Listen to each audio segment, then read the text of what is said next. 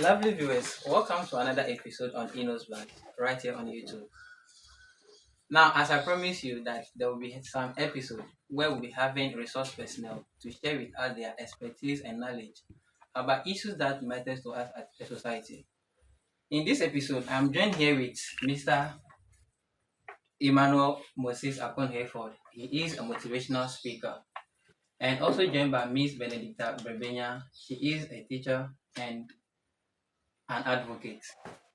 And last but not the least, Mr. Malam Ado Yunus. Welcome, ladies and gentlemen. Thank you. So it's a pleasure having you on INNO'S Bus, and our viewers are very delighted to have you here. And we are about to discuss an issue that is very dear to my heart. So if you are ready, let me go. All right. So even though sex is paramount in every human's life, it can also pose as a danger in the life of our children and that of our teenagers if the right education is not given and at the right time, especially in the time in which we find ourselves. So we decided to have this opportunity to discuss sex education and especially in our homes. So you are welcome once again. Okay, so from a layman's point of view, when we say sex education, what does it mean? Because our youth, we don't mean to hear sex education, they are thinking about a man and a woman in a room doing something. So a sex education, what does it mean?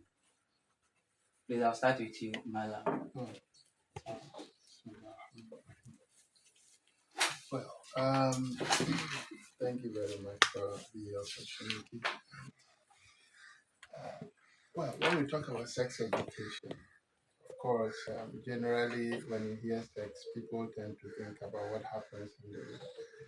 But when we talk about sex education from the perspective of Islam, these are set of rules and regulations that are set aside in order to manage the private affairs of every personality.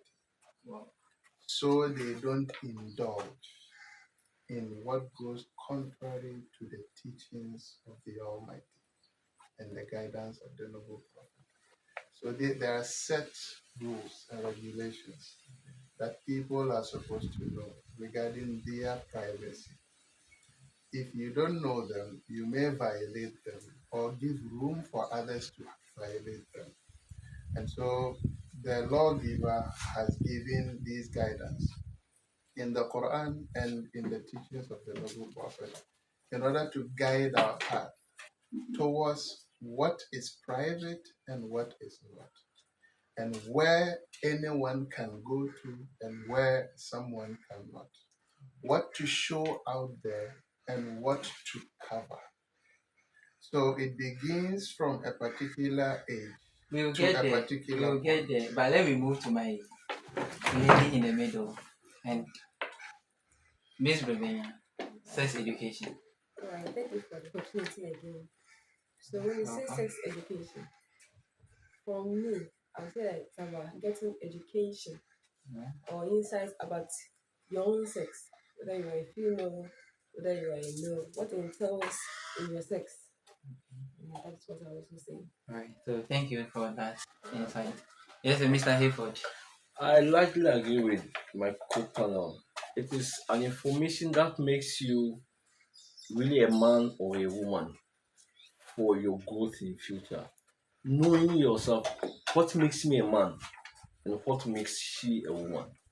The information about these things makes that could be defined as the sex education we are talking about. So, in brief, knowing who you are, whether you are a man or a woman.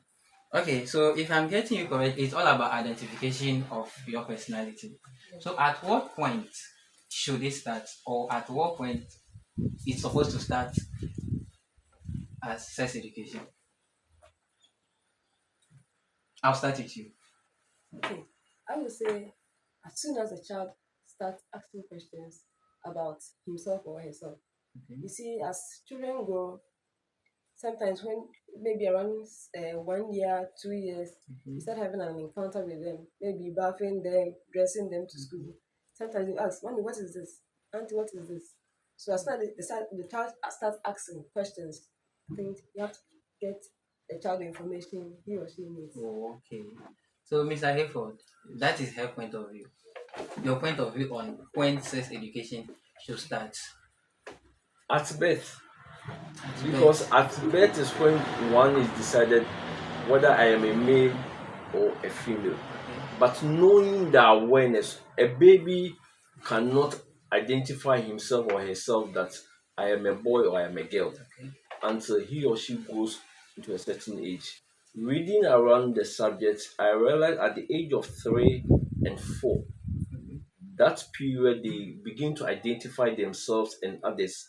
They see the features he or she has with other, whether they are the same or not there. So at the age of 3 to 4, they begin to show, ask questions, as she said. So that period is ideally the period you will know or where You should sex start. education should start. Okay, so Malam, Hmm. talking about 2 to 3 years.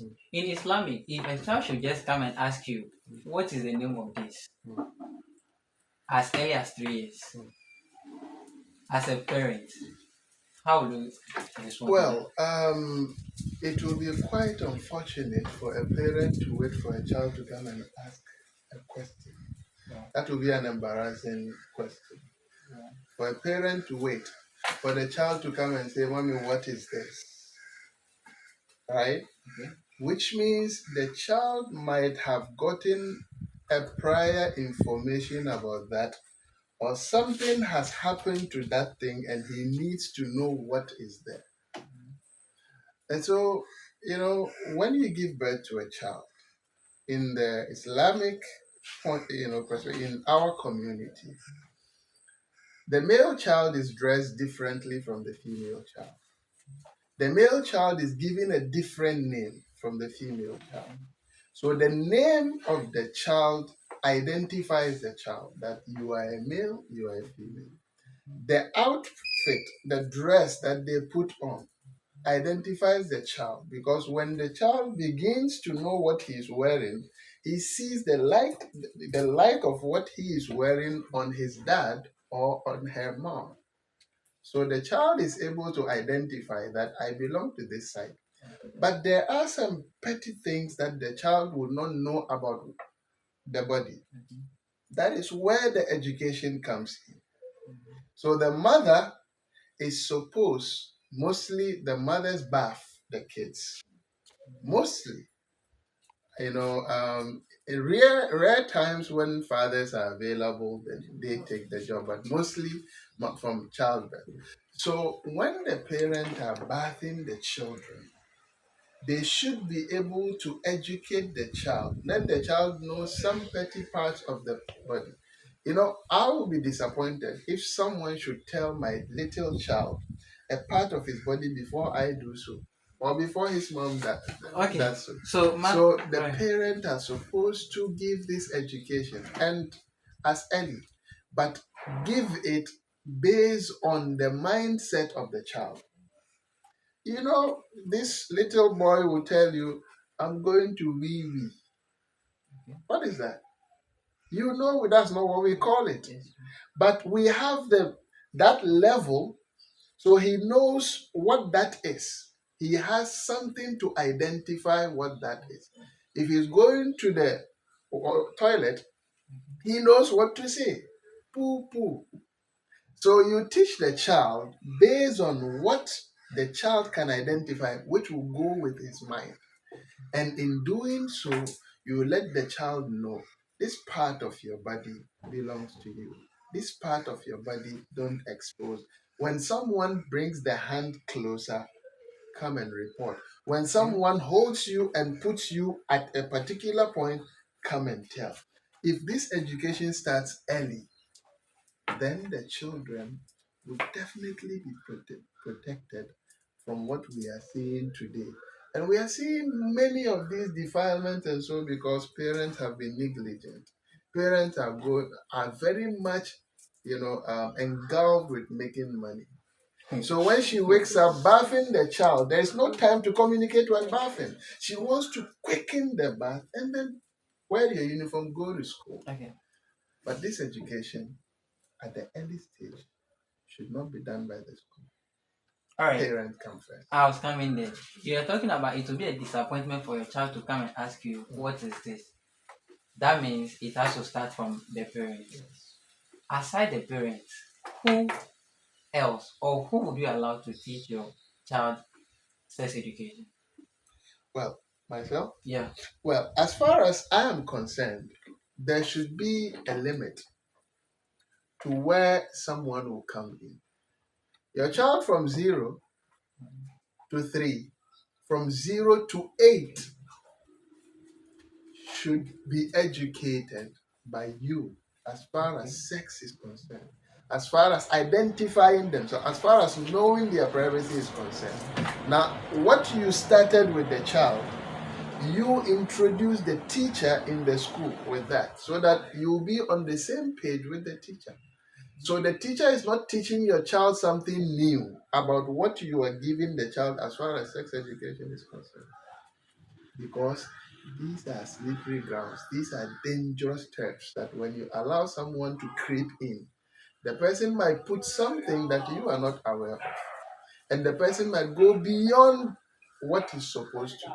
Because you should understand your child and know the level of intellect as the child is growing, how to change the words you are using to identify the parts of the body for the child until the child gets to the point where he gets the right word for it. And at that point, believe me, you will not be embarrassed telling your child. Okay. Thank you so much. Mr. Hayford, Malam made mention of the school. I know in schools we do social studies and RME. Are they doing enough when it comes to sex education? As for enough, one cannot sit here and tell, but I know that in our JSS, in our secondary school, there is a bit of reproductive system of the human body. So on that part, that is that to the extent that the teachers go. They do maybe the surface of it, but really they don't go to the extent of discussing relationship between a man and a woman relating to sex. All they cheat or all they really emphasize is reproductive system of the human body. Yeah. All right. So, Miss Lubenya, I'll come to you with this question. At what point, as a girl child, should the parents sit you down?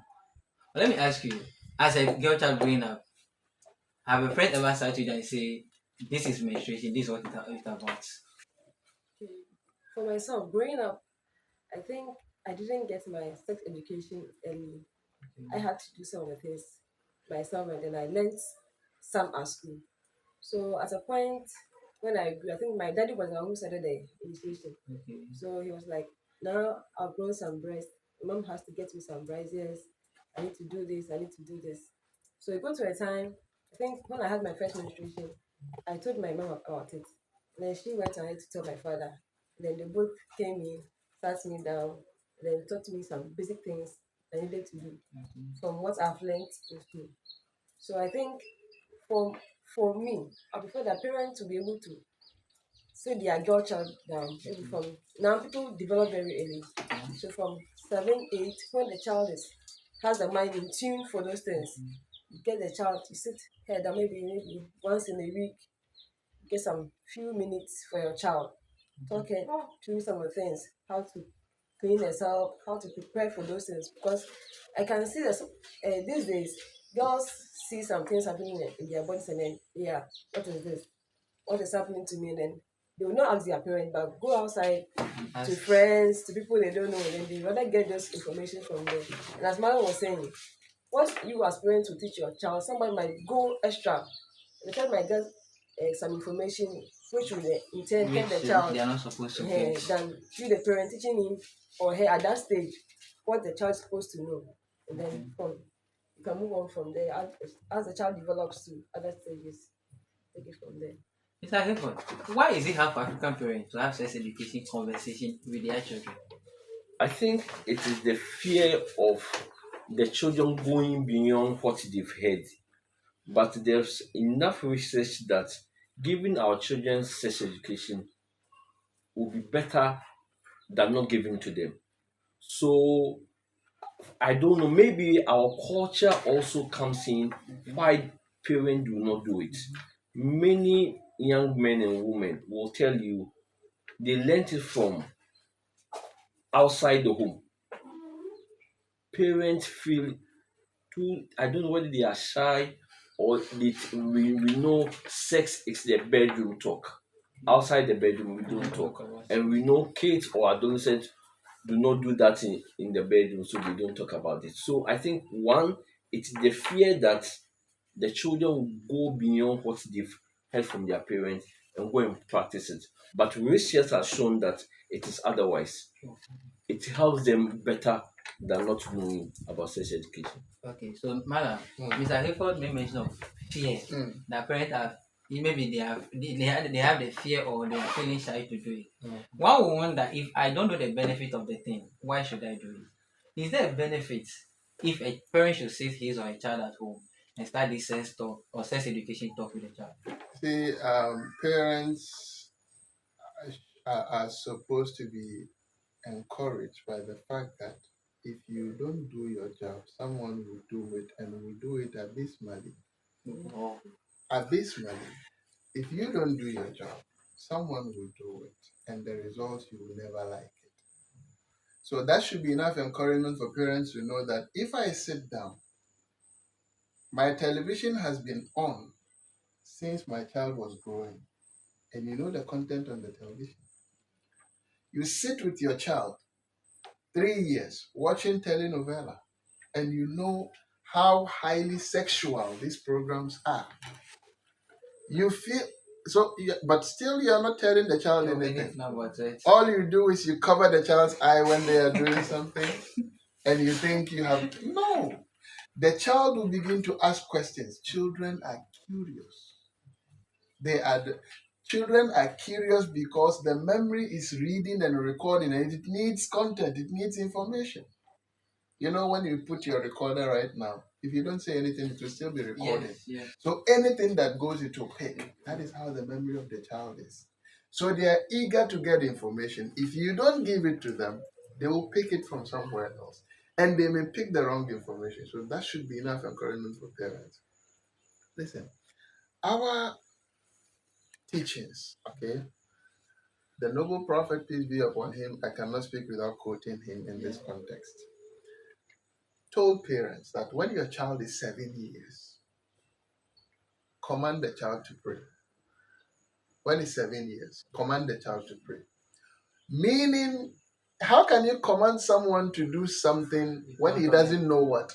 That means from the time the child is growing, when you're doing it, be doing it with him and showing him, but don't force him to do it. When he is 7, tell him, do this. Do what? What we've been doing. Now, when the child is 10 years, if he doesn't do it, there should be punitive measures.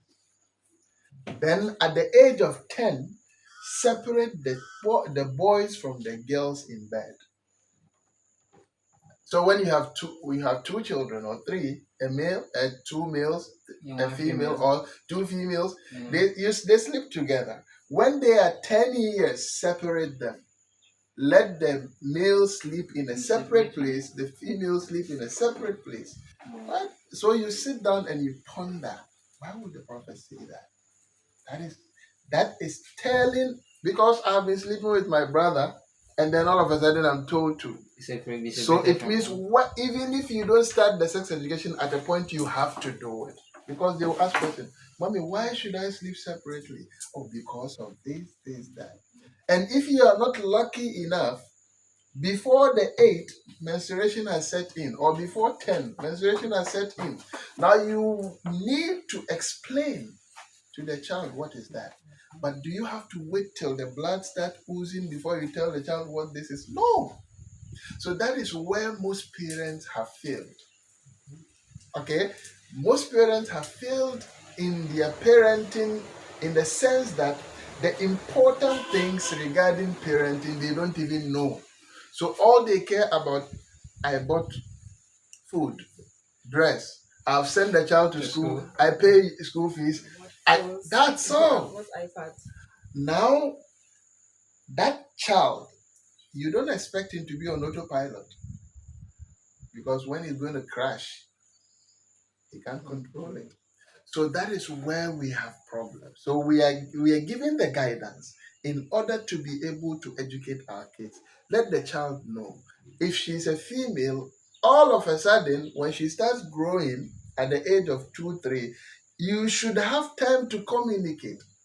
There should be some quiet time between her and her mother, between her and her father. The father teaching her some of the dangers that are capable of happening out there, and the mother teaching her some of the things, hygienic things she needs to do, because women are supposed to be extra hygienic. So if parents fail to do this job, okay, the consequence is dire. And that is why we have many failures in our community. And believe me, the school does even worse. I have been through the junior high, the senior high, the tertiary. I know what the junior high, I know when we were doing life skills, we did life skills.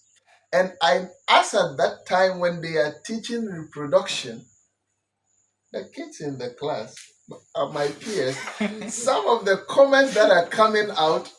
Wow. And the novice in there, you sit there and you're like, why are they laughing? They've already watched it. They've gotten to know it. But some have no education whatsoever because parents think it's a no-go area. But the Almighty who created us gave us guidance. If we follow those guidance, we are able to do the right thing. Parenting is a serious business. Wow. And you don't leave it to television and school. Right. Thank you so much. So, Mr. Hayford, he's spoken about the benefit and then he made mention of separation of girls and boys.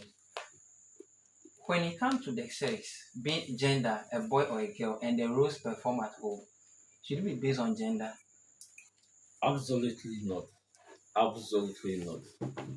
Whatever a man can do, there's a thing a woman too can do and do even better. Why I'm asking this question is that you have this particular child, he will finish eating. The sister is not even there, but he has to put the bowl down, wait for the sister to come back and wash it. It is not proper. I know there will be a point in time of the male child or the female child to be away from home. When you get to that stage, certain things, basic things, you have to do yourself. As a boy, if you go to a hostel or if you go to a tertiary institution, you will need to clean your home. You will need to clean your cubicle. You will need to cook. And you will not wait your brother, or your sister, or your mother to come to school to do that. So it should not matter whether I am a male or a female in terms of rules in the house. Yeah. Oh, okay. So, Miss Brevian, we've spoken about sex education, we've spoken about the rules performance home. What would be the effective, now we are trying to correct the wrong in society, what would be the effective method in teaching sex education at home? Well, I think the effective way should be with the parent. Yeah. How often you're able to relate to your child. So when the child starts asking the questions, "Mommy, what is this?" You don't give a nickname, but rather you say the truth in tune with what the child is able to consume. And then you start giving, well, we use this for that. We use maybe the breast is for sucking. When maybe the female give birth to babies, and the male will not grow the breast, but it will be there for another purpose. Then the child is able to get that information. Then going to a friend, what is this? And then maybe the child has had that exposure and will start giving the negative ones.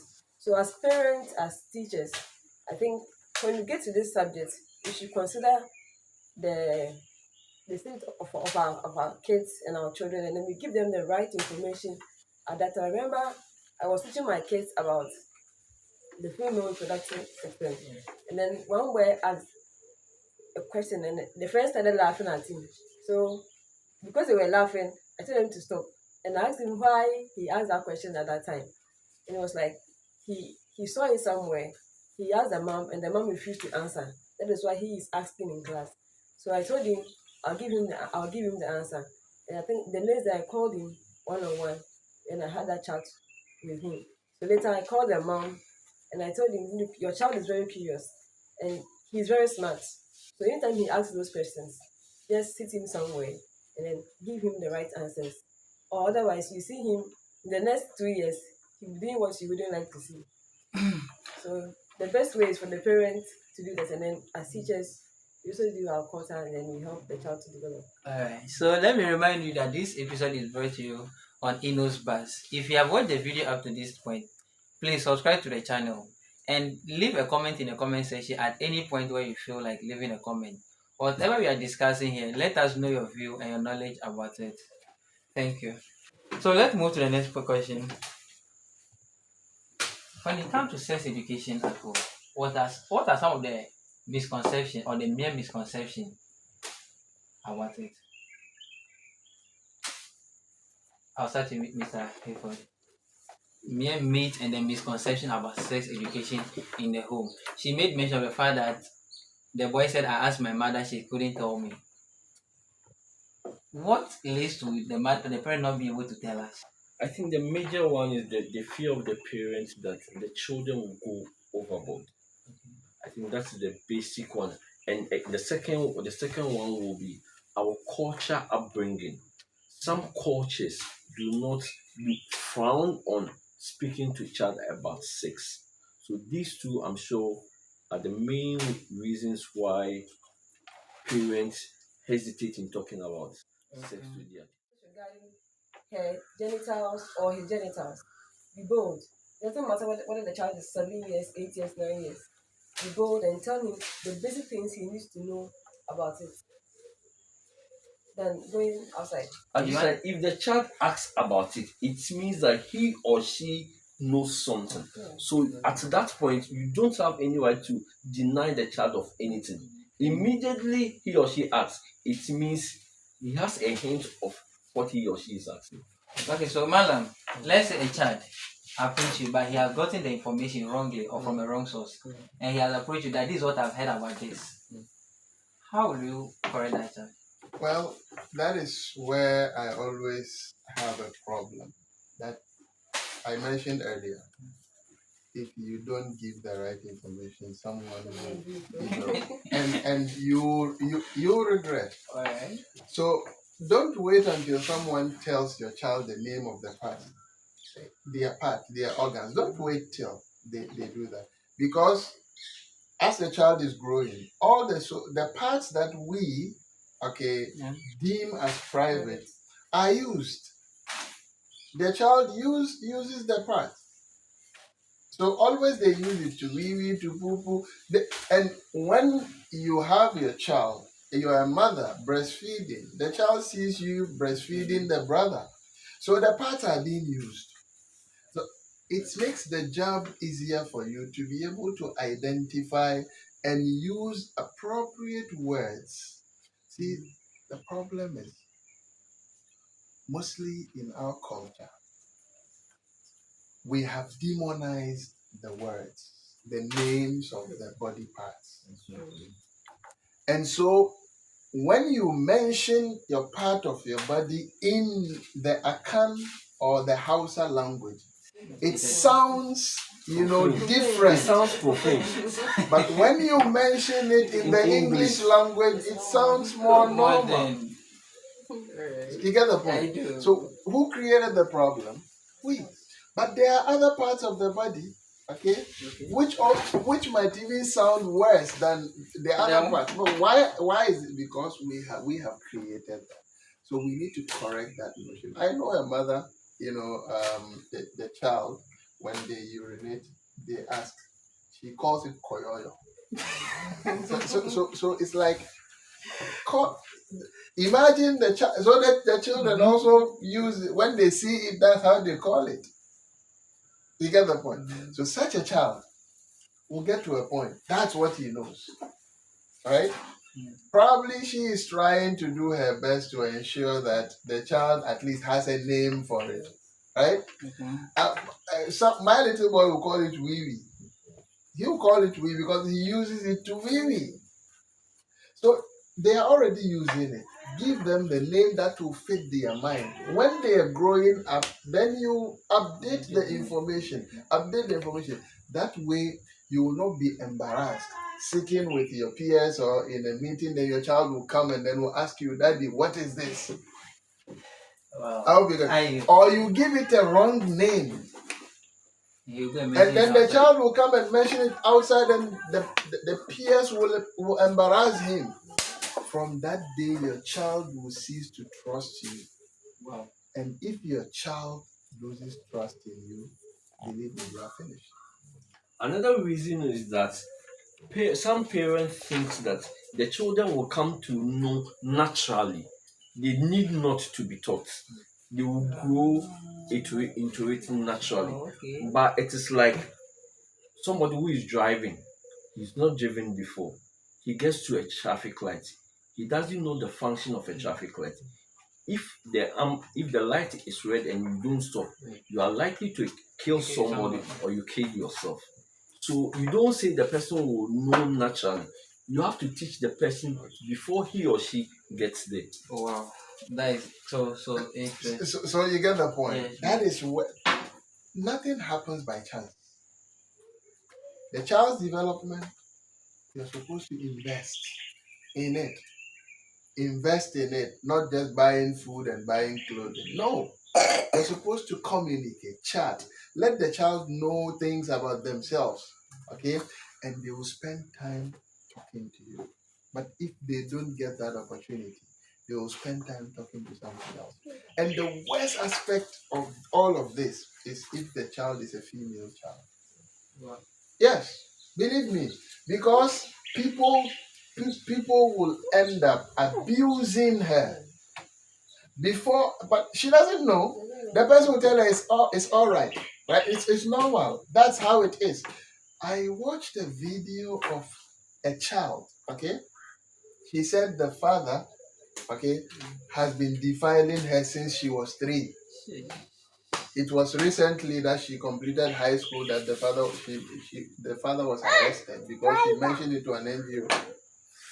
But that's not what kicked me.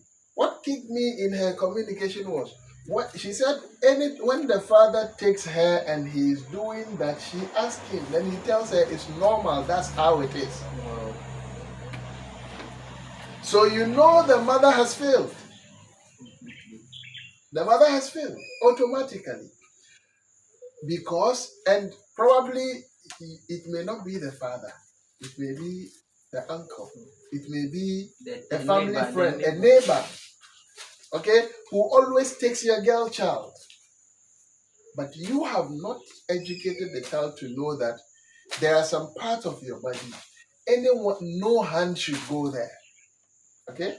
So the children are taught in school, if you touch my private part, I will tell. Right? Now, the private part, have you defined the private part for the child? You are supposed to define that private part so that the child will know what private part is. What you are talking about. So they will not just sing the song and then someone is touching, okay, their chest. They don't know that and they don't know that's a private part. So we need to put that information in the kids. And again, don't leave it to the schools. Believe me, because I will tell you from experience that when we talk about school, teachers come from different backgrounds. Okay, they come from different backgrounds. Some are profane. Okay, some are already messed up. Okay, and they are there for their job. But then, how come we have teachers that defile students, teachers that rape students, right? Yeah. And you'll be surprised to know that most of these girls that ended up being defiled or raped by teachers, okay, were curious about their senses. And they asked questions. And the teachers, some of them took advantage of those questions. Let me show you. I will teach you biology in the house. So come, I will show you. But if you are able to educate your child, my girl child knows that my hand, even if I am bathing her, Okay, Yeah. my hand goes somewhere, she has to go and report. Okay, daddy did this so that I'll come and defend myself. I hope you get it. Yeah, I do. My girl child knows that if I touch some part, even if it's genuinely I have to touch it because I have to wash, she has to go and report. Daddy did this. Then I'll come and answer. But if you don't teach the children that, people will take advantage. And so sex education is not something we have to take lightly. All right. As You wanted to add Mr. up? Moses said Yeah. before, we don't assume children will grow to know some of these things. And the Bible has said, train up a child in the way he should grow, and when he grows, he will not depart from it. So why don't you teach the child so that as he is growing, he is getting used to the information than getting wrong information, and then in the end everything is messed up.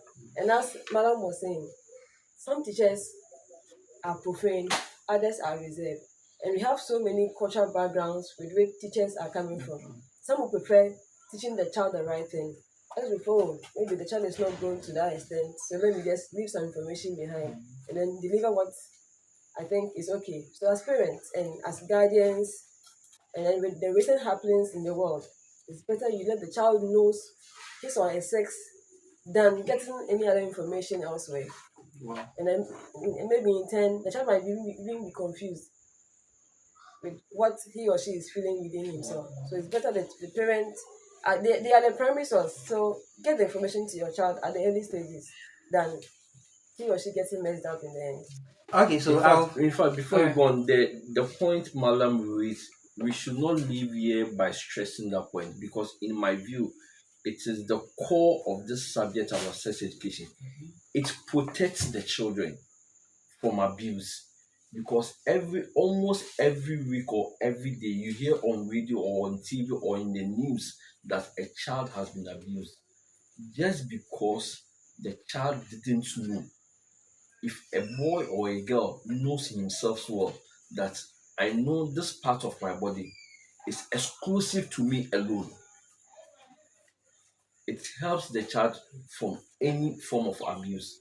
So before we go, this this point we should stress for our viewers to know that sex education helps the child than any other thing from child abuse.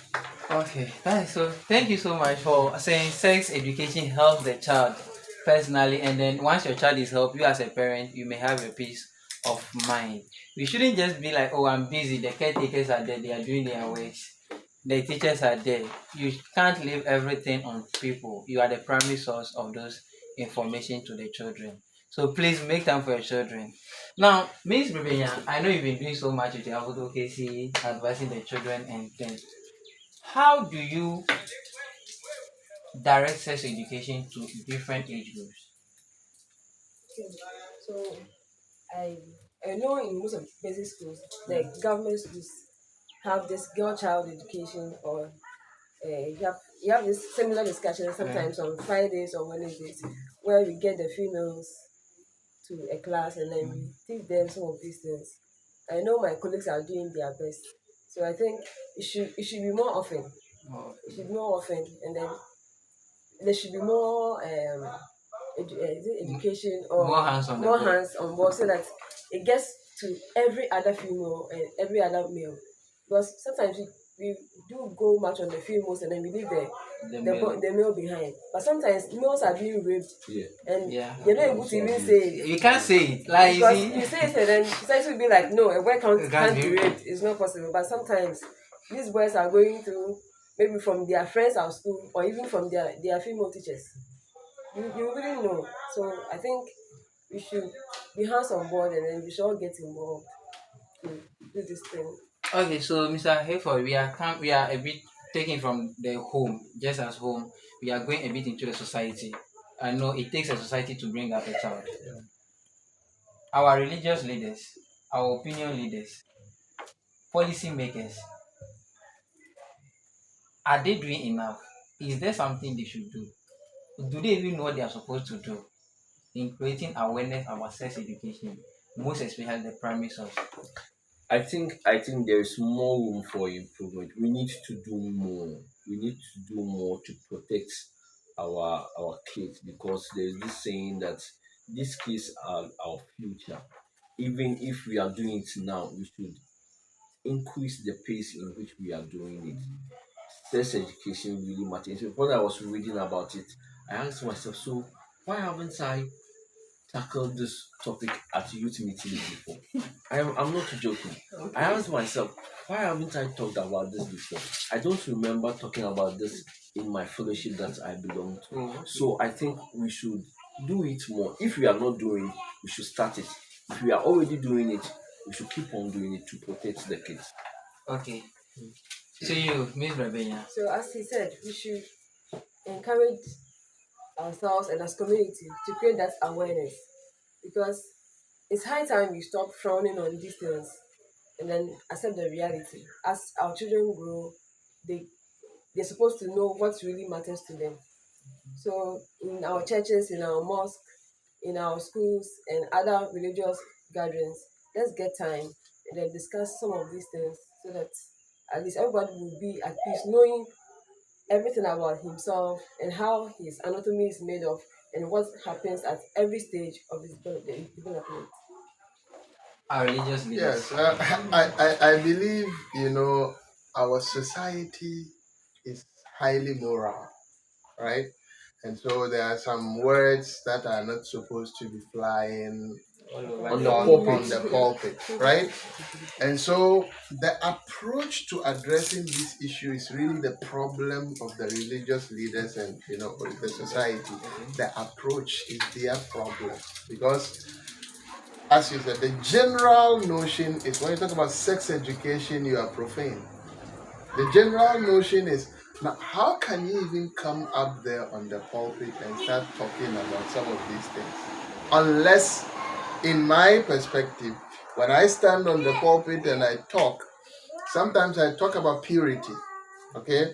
And in Islam, purity involves some things in regard menstruation of the female, sperms of the male, and how to, and of course, that means you need to go into the nitty gritty, but you also have to look at who you are addressing. So how the approach mostly has to do with the religious leaders getting the parents to know the need to do this education in the house, because you cannot get the kids. Mostly in our community, mostly the kids don't even come to the mosque, right? When they come to the mosque, they run around.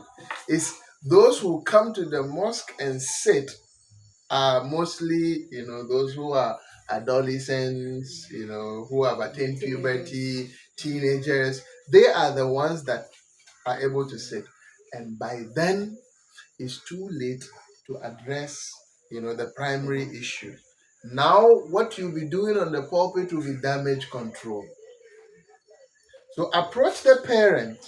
Let the parent do their homework, and you will not have problem addressing some of these issues, because you don't need to go through the nitty gritties for the child sitting there to appreciate what you're talking about. But if the child is a novice, right, no education, nothing about, doesn't even know what you're talking about, you're talking and the child will be looking at you, then you are forced to go deep. And going deep, believe me, the teacher can, she can attest to this.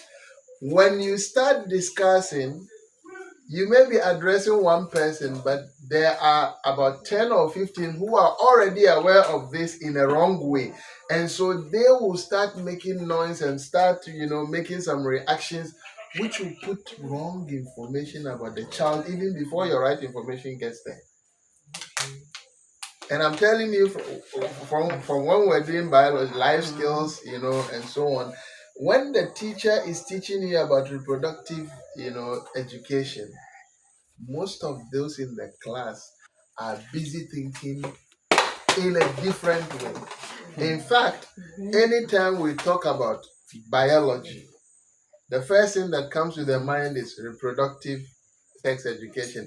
And you know what the people will start thinking. So even before the teacher brings the right information, there is already a wrong information that your mind would have to deal with. So again, we go back to the home. So the leaders are doing their best, but their approach is wrong. So they are not able to hit, because believe me, Islam teaches us to be shy. Okay? Being shy is part of the religion. It's part of your way of life. Our prophet said, if you are not shy, do whatever you want. If you are not shy. Do whatever And just look around. Someone who is shy will never stand out there holding weed and smoking it, knowing that there is an elderly person who will look at him. A young man who is shy will not hold the hand of a girlfriend and be walking on the street because he knows an elderly man is looking. Eh, You get the point? But if there is no shyness, okay, but when it comes to learning, there's no shyness in learning. But you need to teach based on the mindset. You know, as scholars mentioned that speak to the people based on what their minds can take, lest they will disbelieve in God. Right? Because you tell them something that is beyond their mind, they don't believe in it. And they will end up saying, oh, this is a bunch of rubbish. And they will end up rubbishing the word of God. And so our approach is very, very important. And leaders should rather target the parent. When you are talking to them, it will be simple. And let them know the need to do their homework. Because that is the primary responsibility. If you are not fit for it, don't give birth. Okay. Well, leaders should tackle their parents because the children are the future leaders. So we are the future leaders. Now, when it comes to movies presently on our TV stations, it's not only limited to TV stations, social media, the kind of content these children consume. Does it involve parent access education? Should parents have a say in what they are watching as far as sex education is concerned, or is their phone, is their TV, they can watch anything they want? Mr. Hayford. These days, there's a limit a parent can do because the children are exposed to a lot of avenues in getting access to sex products. So let the children know the consequences of engaging in sex acts. Let them know about themselves. So no matter the information they get, no matter where they are getting the information from, they know they are protected. They know what if they do it, the result, the outcome of it. Because it is difficult these days preventing a child to access the internet because there are other good information on the internet the child needs. So you cannot say because you don't want the children to get any information with regards to sex, you are stopping them from having access to the internet or the social media.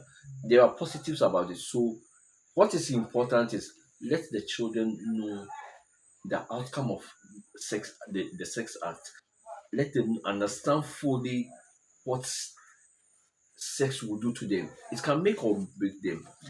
Talking about sex education, we should also emphasize that it is not only about abstinence. If a child cannot abstinence, there are other alternatives, the use of condom or contraceptives. Let them know so that the children who will not abstain will use these options to protect themselves. So, contents consumed by these I children. think with the internet, In the internet. they have this restriction for those under 18. Yeah. So as parents, if your children are maybe have this Wi-Fi and other things at home, make sure you restrict their content. If I don't have a Wi-Fi, what should I do? If they have a phone, you can do that on their Okay. settings. Okay. Yes, so as they are there, and even as they are at home, as parents, get time for your kids. Once in a while, just barge in and then just sit with them as they are watching. Ask them questions about what they are watching. I remember, I think I had that experience some years ago that a child, I think he was in class 4 then, had a Wi-Fi and a computer at home. So at midnight when the parents were asleep, he would be watching pornography. And then it got to a time he introduced the younger brother to also join him. Wow. And I think they were in school having a discussion, and one child heard it and then came to tell one of the teachers. And in turn, they called the parents and they had to come to them. I think the harm had been done, but I think they got to get They counselors got hand on to educate them.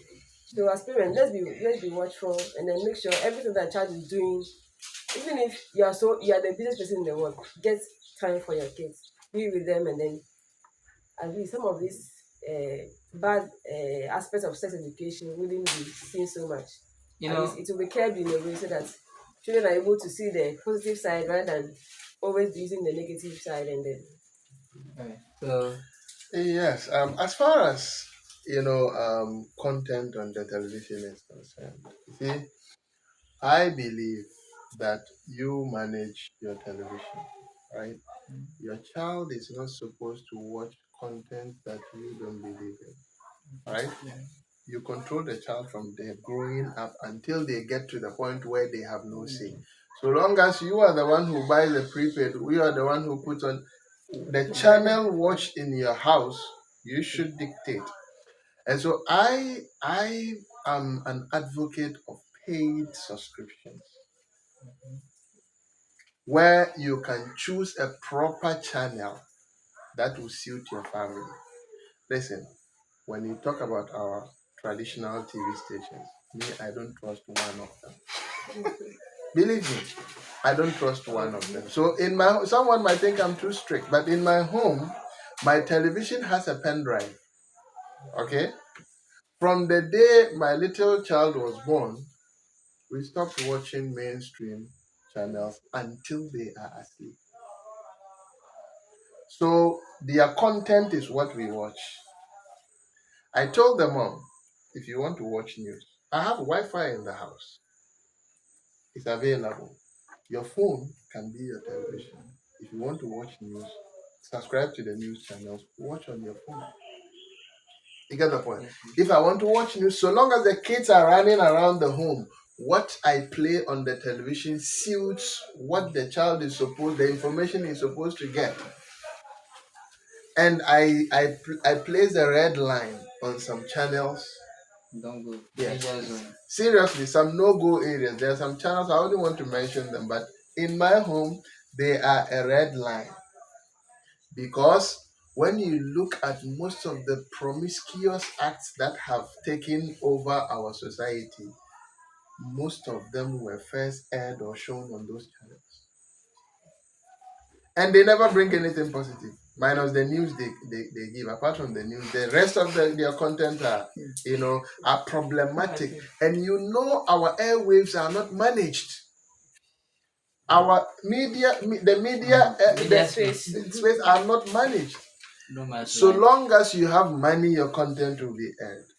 So the problem here is you have your television, get a pen drive, download information that you know will be beneficial to your children, put it on it.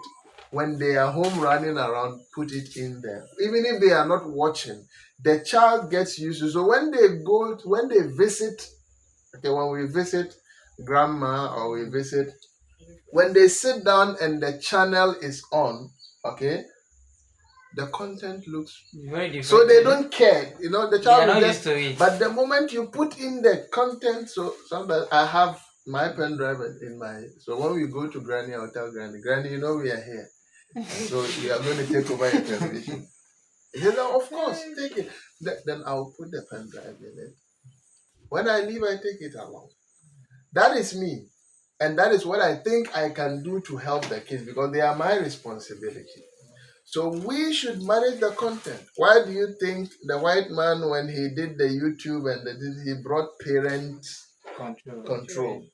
Because they know the contents there. Anything goes. Right?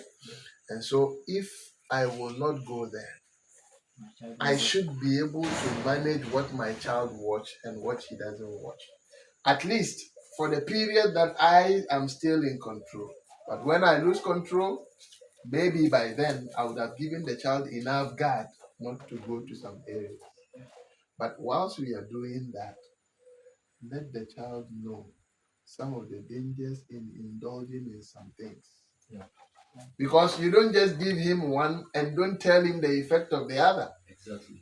Else, the day he falls into that, forget it. Because one day the child will definitely grow.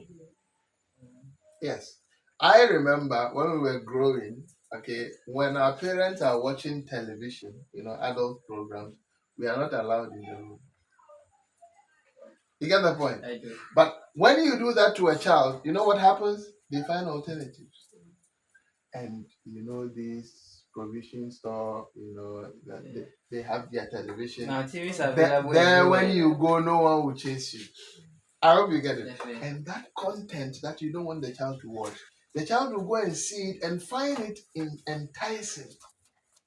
But you have not done your damage control. No, but I didn't allow them to watch. Oh, you didn't allow them to watch, but you didn't tell them why they are not supposed to watch. So that is where Mr. Hayford's statement. Let them know the dangers. Let them know the dangers so that they don't fall into it. So content we need to manage. And believe me, if I have power, there are many contents on our airwaves. Okay, no.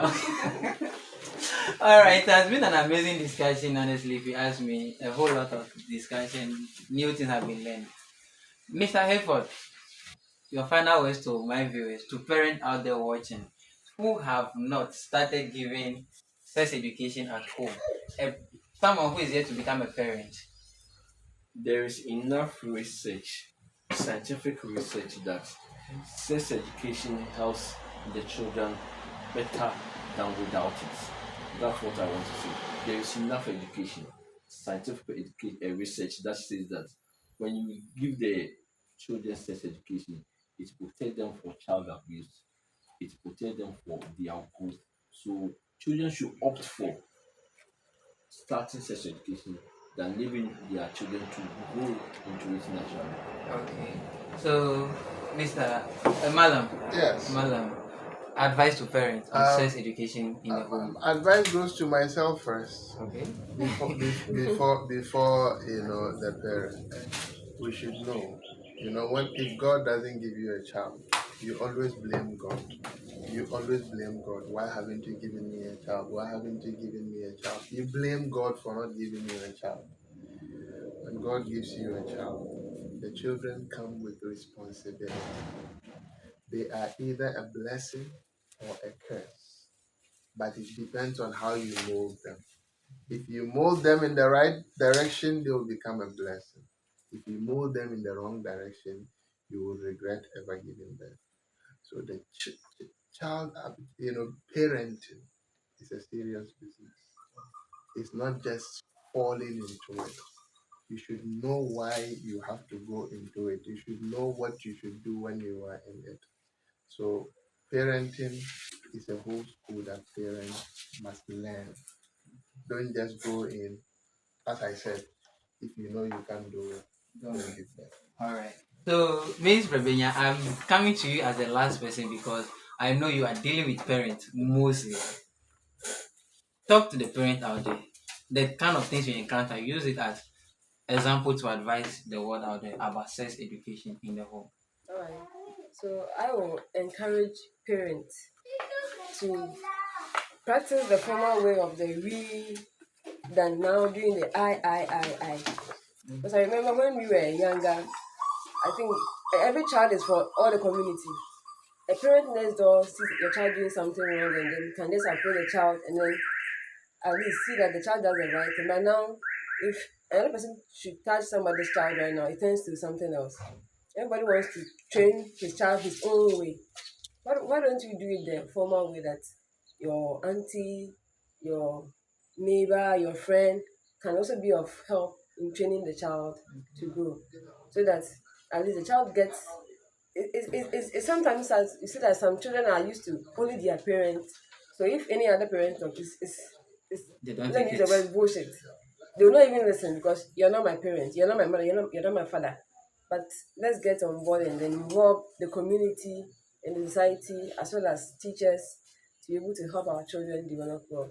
And then let's use this our PAs now no longer PT PT. but PA. At least let's get involved at schools because sometimes some of this information might be shared there and then you get some of the benefits and then you get to educate your child as well. All right. So, thank you so much. Lovely viewers, it has been an amazing episode on INNO'S, and today's topic was on sex education. We've heard it from our resource personnel that sex education has been proven by research that giving to the child does more good than any harm that you can think about. So, as a parent, do not feel shy to educate your child about sex. When the child approach you about anything concerning part of the body, identification of gender, please let them know what it is about. Please, if you have watched the video up to this point, kindly subscribe to the channel for amazing video as this. Until we meet again, goodbye.